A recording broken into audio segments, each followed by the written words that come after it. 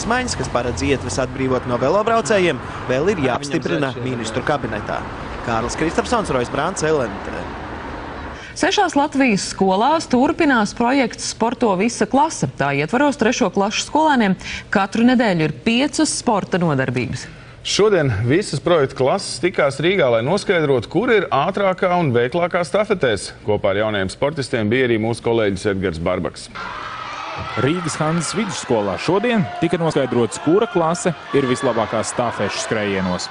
Man iet ļoti labi. Man liekas, ka es to varu teikt pa visiem. Katrai klasē ir arī savs olimpiskais audzinātājs, kurš ar saviem panākumiem motivē un iedvesmo trešklasniekus. Olimpiskais čempions šķēpmetējs Dainis Kūla, kurš ieradās kopā ar ventspilniekiem, atzīst, ka treniņi bez sacensībām ir kā pusdienas bez saldā ēdiena.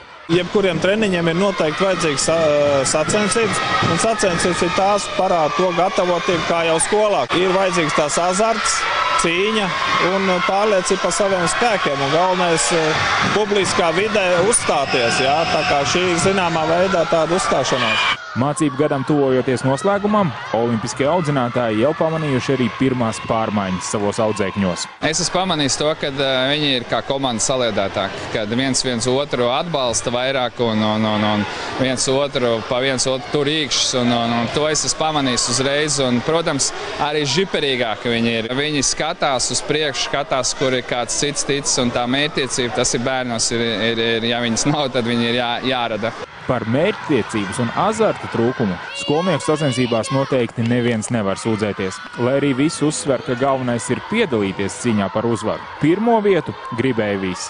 Jūs esat šeit, lai uzvarētu, jā? Jā, bet tās ir mūsu mājas un tā ir mūsu uzvara. Rīgas meitenes teica, ka viņas dabūs pirmo vietu.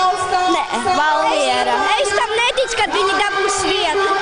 Lai arī sporta stundas šiem skolēniem ir katru dienu, netiek aizmirsts arī par pārējām zinātnēm.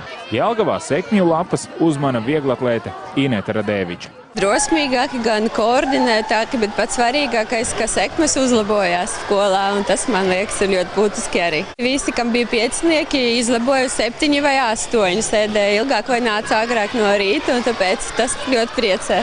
Sīvā cīņā Rīgas komanda uzvaru no savām mājām projām nelaida un bija labākie stafetēs. Mācību gada noslēgumā visi tiksies vēlreiz lielajā finālā, kad tiks noskaidrota sportiskākā no projekta klasēm. Edgars Barbaks, Valds Auzāns, LNT. Sportiskā